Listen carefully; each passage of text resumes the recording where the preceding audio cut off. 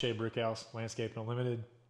I want to go over some plants that are deer resistant, and this will be going to touch up on a video that Zach dropped on Friday for frequently asked questions, and it's basically just going more in depth to give you more details that he could not possibly have given you in a small window of time that he had. So to answer the question of are there deer-proof plants, the answer is no. There's no such thing as a deer-proof plant unless you're planting artificial flowers. The reason for that is that deer, if they're hungry, their goal is to survive. So they're going to eat anything that they can get their mouth on and chew it up and digest it. May be toxic to them, may not be their favorite, but they're going to eat it if there's nothing else available for them to eat. So deer-proof, not a thing. Deer-resistant, there are plants that are more deer resistant than others, but it does not mean that they're not going to try them or eat them if there's nothing else for them to eat. They want to survive. They're just like you and I and everyone else in this world. We want to eat. We want to survive. So to go over some plants and a list of deer resistant plants and how to find those and how to set up a design around your landscape to make it where you have the most deer resistant plants in the correct places. I'll kind of go in depth on how I do that and a little bit of knowledge of how I learned what I know. So we have these books on the table here. As you can see, it's pretty thick, it's pretty hefty. It's a book I got when I was in college learning about horticulture. Had a phenomenal instructor. She nerds out on plants as well, so this was a great book that we used. And within it goes through all kinds of growth habits and also if they're deer resistant or not. So it's a great book that we use, and I use it frequently. We also have some other books that just talk about shrubs and their growth habits and their fragrance and what kind of leaf texture and all that stuff. So that helps us in planning which plants we want to put. The most common tool that I use today is this pamphlet that I get from NC State, where they've partnered with the North Carolina Cooperative Extension Agency. And they've put this together, and it is titled Deer Resistant Plants Recommended for Central and Southeastern North Carolina. This will probably be the most useful tool that you could use or any landscape company in North Carolina can use. You can use all your previous knowledge of what plants, deer you've planted in the past that deer didn't eat. But this right here kind of gives you a good breakdown of plants that are tried and proven that deer don't eat a lot. They've got it listed as like frequently damaged, occasionally damaged, and seldom damaged. So you're going to want to look at the seldom damaged portion of this pamphlet. And within that, we've got trees and shrubs. We've got evergreens, deciduous, vines and ground cover. We've also got some bulbs and some annuals and perennials. And they've got this broken down into separate sections. I think one that everyone likes the most is the evergreen shrubs, because no one wants plants around their house that have no leaves on them in the wintertime. As far as plants go, there's numerous ways we can pick plants, but ultimately you have to pick a plant that you like the characteristics and the growth habits of it. Everybody's familiar with a holly and what hollies look like. There's many varieties of hollies, so there's not just one particular type, but they are evergreen. They are a foundation planting. Sometimes you can plant them in mass hedges and they look good.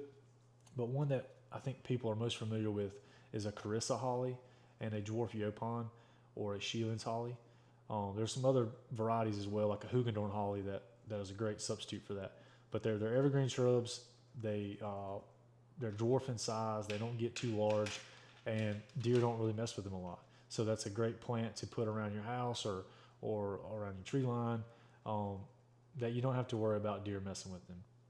So hollies are good for that. Then you've got some abelia. They give you a little different colors. I think some varieties that most people are probably most familiar with would be the Little Richards or the Kaleidoscope. Some big splashing color there. So those are also good plants that have been proven that deer don't typically mess with.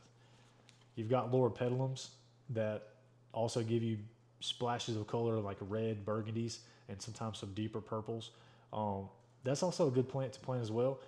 Some loropetalums get large, so you don't want to put that right in front of your bay window or like your living room window or something of that nature. It's going to hinder your view, and you're going to be trimming it a lot.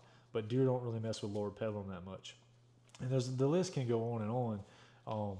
There's a ton of plants that are out there and are available, but picking that plant and putting it in the correct place is where the issue kind of lies, because the plants you might want might be more attractive to the deer.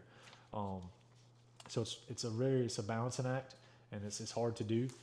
But I think if you landscape in like small microclimates around your property, and you pick the plants that you in your mind you can't live without, but a deer may love them.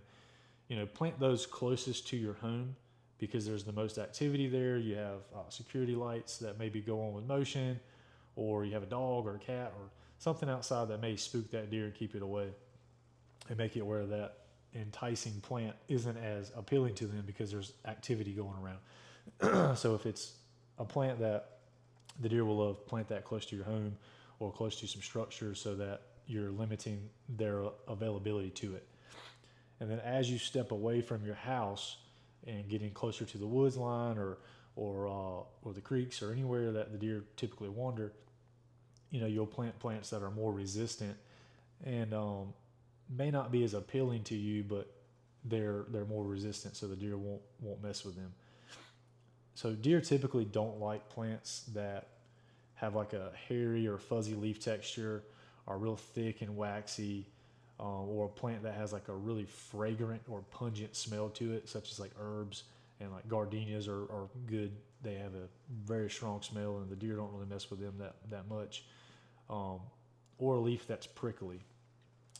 So if you put those plants kind of around some other plants, like a real fragrant plant next to a plant that doesn't have a lot of fragrance but is pretty, then hopefully the fragrance of that plant will keep the deer from affecting the plants that they typically would eat, because the smell is too much and keeps them away. So it's a balancing act. It's not always guaranteed, because like I said before, deer will eat whatever they have availability to. So it's not a foolproof idea, but it is a technique that we use. Sometimes it works, sometimes it does not, and we wish it turned out better, but we're not controlling Mother Nature. We're working with Mother Nature, and we try to do the best we can. Talk to you about the types of leaves and characteristics of a plant that a deer typically stays away from, but I want to tell you how sometimes that is not accurate. A Carissa holly has a point on it. Typically, deer don't really mess with Carissa hollies. They've got kind of a waxy leaf. However, in the springtime, when the deer are most out there foraging and eating off these plants, the Carissa holly has new growth that is extremely tender, and deer will eat the new growth. They may not eat the old growth, but the new growth, because it's soft and tender and the point of that leaf isn't quite formed yet, they will go and buzz that Carissa holly. I've had clients ask me in the past, I thought roses were deer resistant. Why are they eating my roses? They're not in bloom, but why are they eating them? And it's like, well, if your plant put on new growth and the thorns of that new growth are not quite strong yet, the deer will go and buzz that rose bush if there's nothing else there for them to eat. They don't want the rose bush. Think of it like the salad. They don't really want it. They'd rather have the cookie. But if there's no cookie, they're going to eat the salad. And so, that rose bush is a good example of that, because nobody likes eating prickly stems. But if they're soft and tender in the springtime, then they will do that. So there's measures that you can take to keep the deer away. Planting other plants that they don't like or that are really fragrant around them. You could use some deer off or some type of chemical or spray that is mostly just a smell that they can't stand, so therefore they stay away from those areas. Or you can do some deer netting and put netting over your plants. It's effective, but it doesn't always work. You have to go out there constantly and raise it up as the plant grows, because if you forget about it, it's now growing inside your bush, and you'll actually end up girthing a lot of the stems. So you have to constantly go out there and pull it up, keep it on top of the plant. And then if you have your landscaper coming in to do some trimming, the netting's going to be in the way, and more than likely your landscaper's going to cut it or tear it. So you have to make sure you kind of get that out of the way too, or let them know that it's buried in the bush so that they can get it out. So those are all effective measures that work, but they're not foolproof. Deer eat when they're hungry, and they eat things they don't like the salad versus the cookie. So that kind of sums it up as far as what you can do. We can go more in depth with this if someone would like. You're welcome to comment and ask specific questions, and we'd be happy to get back with you on that. But as far as deer proof, there's no such thing with that. So I want you to stay tuned with us, click our videos, click our links, and let's stay engaged and see where Landscape Unlimited is going.